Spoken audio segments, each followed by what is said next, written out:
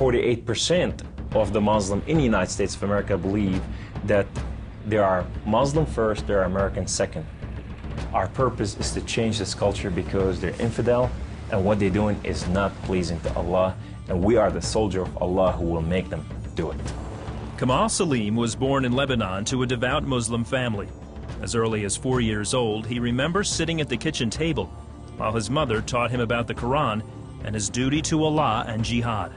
From my childhood, my mom said, one day you'll be a martyr, my son. You will die for the sake of Allah and you will exalt Islam. She said, if you kill a Jew, my son, your hand will light up before the throne of Allah, and the host of heaven will celebrate what you have done. Kamal was 7 when his parents sent him to Muslim training camps to learn to use weapons and engage and kill the enemy. The boys were also taught another, more subtle form of warfare. We were training for what's called culture jihad, which is shifting cultures. Culture jihad is, it's unlike the sword, unlike the rifle, it is the jihad that will come into your world. By his 20s, Kamal was chosen to wage cultural jihad on America. In Islam, liberty, freedom, monarchy, all these are idols, and these must be brought down. So the liberty that you have in the United States of America, it's anti-Islam. You know, so America must be changed. So I moved to the Bible Belt specifically. The Bible Belt was the strongest of strongest. That's where the stout Christians are. And I want to take on the best of the best because I considered myself as a sword of Islam. I thought, I'm anointed, I'm unique, I'm selected. I'm coming to a country and a culture to change it, and I have the power of Allah with me. In the early 1980s, Kamal entrenched himself in a small Midwestern town. He began targeting men from poor neighborhoods to recruit them to the Muslim faith. But one afternoon, his life would be in the hands of those he hated the most. I was going from one place to another to do a recruitment, and that day I had a car wreck. The car wreck was so severe, I ejected out of my car, landed on my neck, broke my neck in 2 places.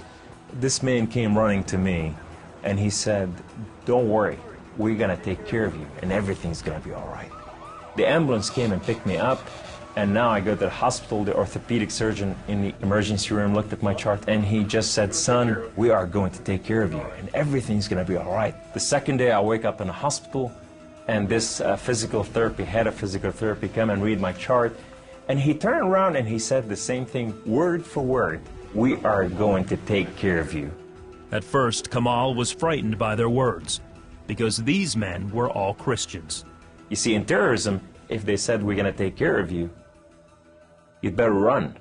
Surgeries to repair Kamal's broken neck were successful, but recovery would take weeks. After being discharged from the hospital, he would need someone to care for him while he recuperated. Kamal had no one, so the orthopedic surgeon opened up his own home to this stranger. In his home, they put me in their choicest room, in the most beautiful thing. I became like part of their family. They didn't see me any different, and now they have a basket that says for Kamal. They put in money to free my bills from the hospitals. Kamal was overwhelmed with the outpouring of Christian love. As he recovered, he began to help out around the house with cooking and cleaning. They have Jewish friends, they came from Israel, that they support, you know. And now I'm hugging Israelis and I'm cooking for Jews. I'm going, what has happened to me? When Kamal was able to take care of himself and return to his apartment, the doctor had another surprise for him. He said, this is the keys to the house, and here's an extra key. This is your new car. We just want to bless you. You can come anytime you want. So I go to my home, and I go to my cold place that I haven't been there in months, and dust is this thick. And I just gotta settle this issue with my God to know that if it's real or not. So I walk inside, I shut the door, I go right in the eastern window, and I fall on my knees, and I put my hands to the heavens, and I cry up to my God. Allah, Allah, my Lord and my King, why have you done such a thing to me? I'm okay with the car wreck. I'm okay with all this, but why did you put me among Christians? I'm confused. These Christians and Jews, they're good people. There's nothing wrong with them. They don't want to kill us. They're not the same thing that I learned about them. Allah, these people have relationship with their God. These people, they cry out to the God and they answer them. I want to hear your voice. I want to hear you love me. If you're real, speak to me. I want to hear your voice. Guess what Allah said that day? Absolutely nothing. Kamal felt that because he questioned his faith, the honorable thing to do was to end his own life.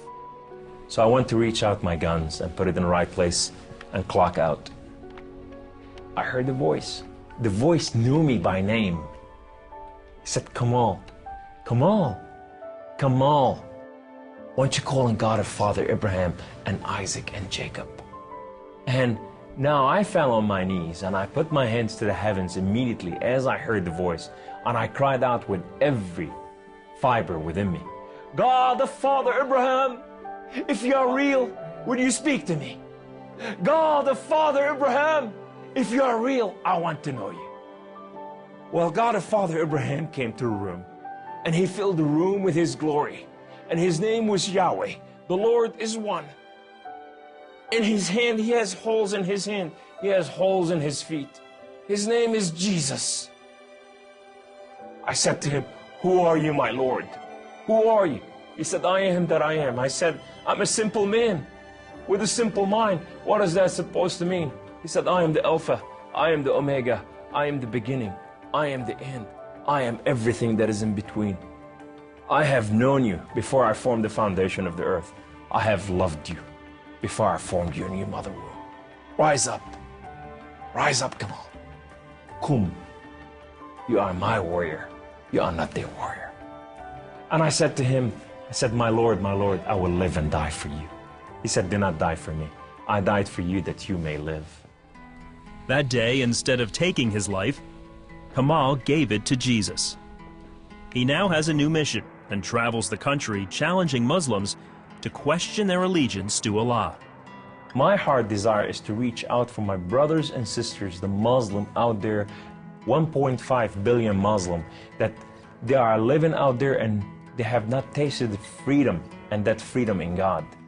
It's been over 20 years since Kamal left the Islamic faith, and even threats of violence and death cannot stop him from sharing his story. He is real. You know, and if you never experienced God before in your life, if you never tasted God, and if you think you got nothing to lose, when you're sitting in your home, whether you're a Muslim or a non-Muslim or a non-Christian or whatever you are, say, call on God of Father Abraham and Isaac and Jacob, and say, if you are real, speak to me, I want to hear your voice.